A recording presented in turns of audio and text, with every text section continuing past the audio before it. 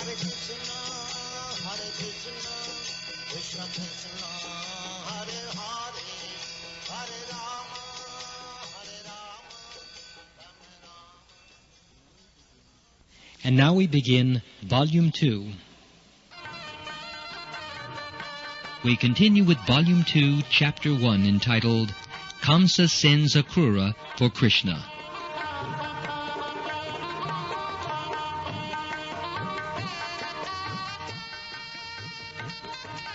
Vrindavan was always absorbed in the thought of Krishna.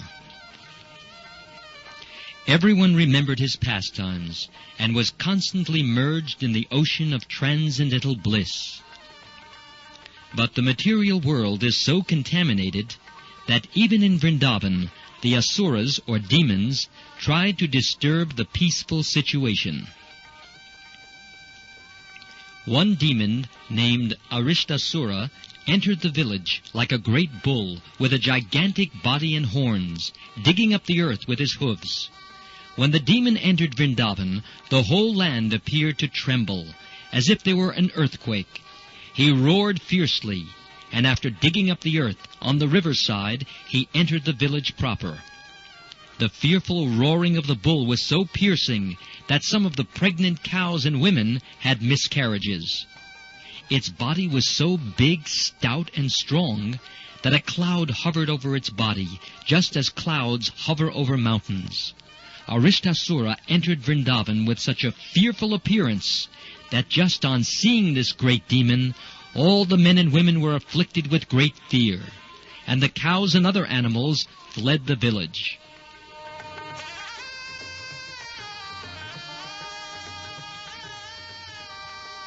The situation became very terrible, and all the inhabitants of Vrindavan began to cry, "Krishna! Krishna, please save us!"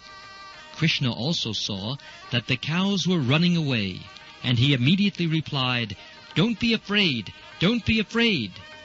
He then appeared before Arishtasura and said, "You are the lowest of living entities.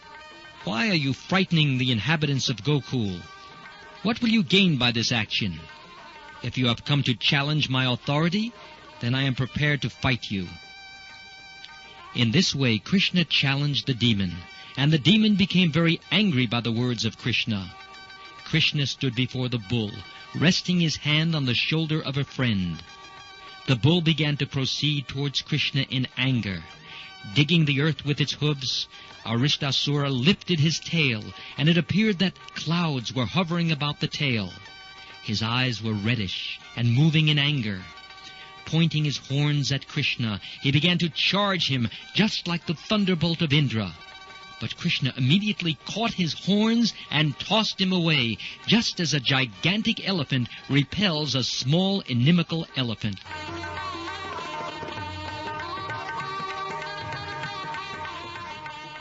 Although the demon appeared very tired, and although he was perspiring, he took courage and got up.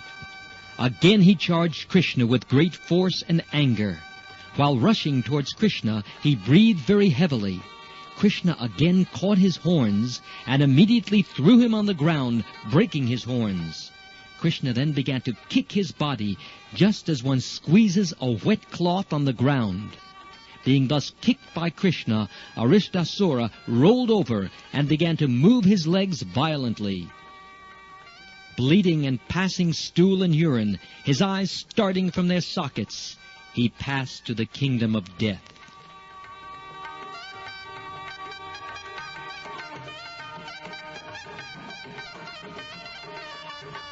The demigods and the celestial planets began to shower flowers on Krishna for his wonderful achievements. Krishna was already the life and soul of the inhabitants of Vrindavan, and after killing this demon in the shape of a bull, he became the cynosure of all eyes. With Balaram, he triumphantly entered Vrindavan village, and the inhabitants glorified him and Balaram with great jubilation. When a person performs some wonderful feat, his kinsmen and relatives and friends naturally become jubilant.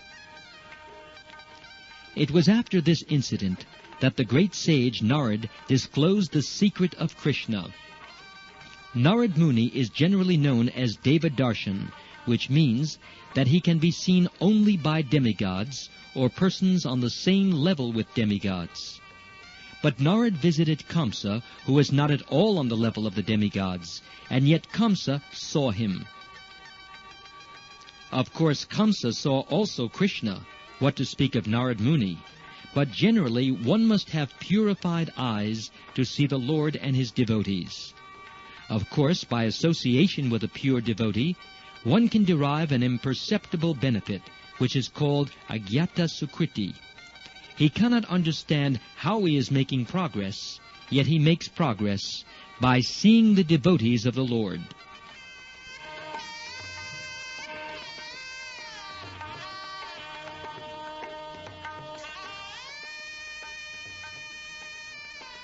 Narad Muni's mission was to finish things quickly. Krishna appeared to kill the demons, and Kamsa was the chief among them. Narad wanted to expedite things. Therefore he immediately approached Kamsa with all the real information. "You are to be killed by the 8th son of Vasudeva," Narad told Kamsa. "The 8th son is Krishna.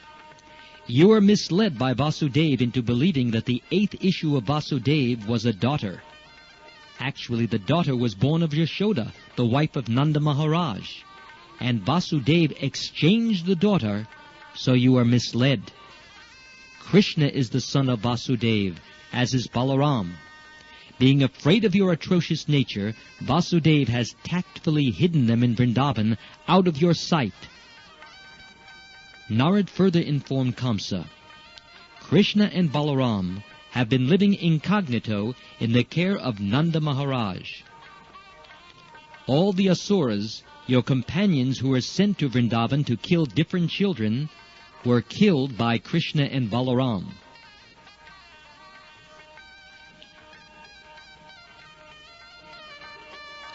As soon as Kamsa got this information from Narad Muni, he took out his sharpened sword and prepared to kill Vasudeva for his duplicity. But Narad pacified him. "You are not to be killed by Vasudeva," he said. "Why are you so anxious to kill him? Better try to kill Krishna and Balaram." But in order to satisfy his wrath, Kamsa arrested Vasudeva and his wife and shackled them in iron chains.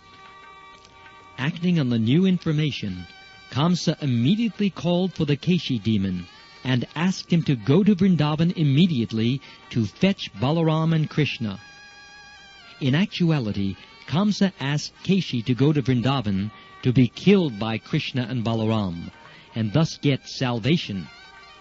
Then Kamsa called for the expert elephant trainers, Chanura, Mushtik, Shal, Toshal, etc., and he told them, "My dear friends, try to hear me attentively. At Nanda Maharaj's place in Vrindavan, there are 2 brothers, Krishna and Balaram.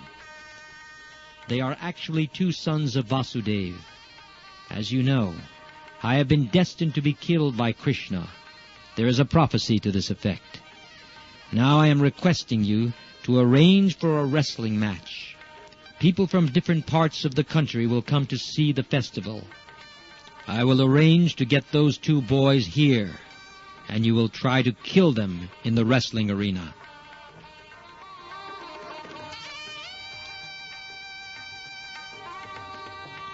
Wrestling matches are still enjoyed by the indigenous people in the northern part of India, and it appears from the statements of Srimad Bhagavatam that 5,000 years ago wrestling was popular.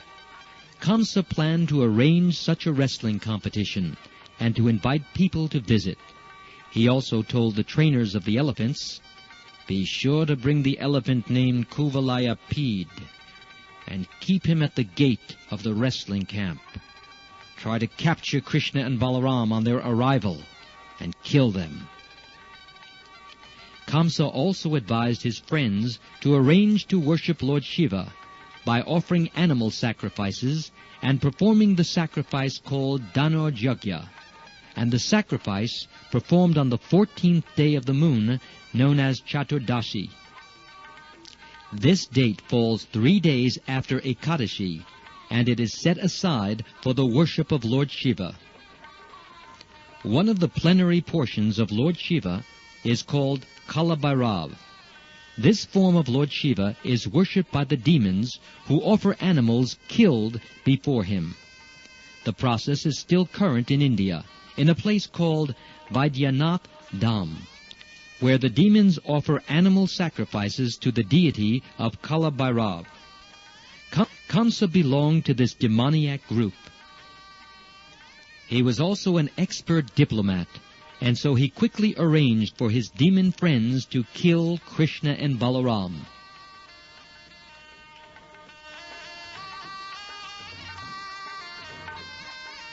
He then called for Akrura, one of the descendants in the family of Yadu, in which Krishna was born as the son of Vasudeva.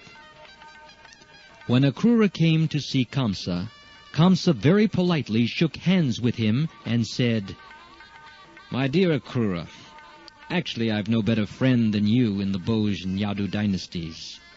You are the most munificent person, so as a friend I am begging charity from you. Actually I have taken shelter of you, exactly as King Indra takes shelter of Lord Vishnu. I request you to go immediately to Vrindavan and find the two boys named Krishna and Balaram. They are the sons of Nanda Maharaj. Now take this nice chariot, specially prepared for the boys, and bring them here immediately. That is my request to you. Now, my plan is to kill these two boys. As soon as they come in the gate, there will be a giant elephant named Kuvalayapid awaiting, and possibly he will be able to kill them. But if somehow or other they escape, they will next meet the wrestlers and will be killed by them. That is my plan."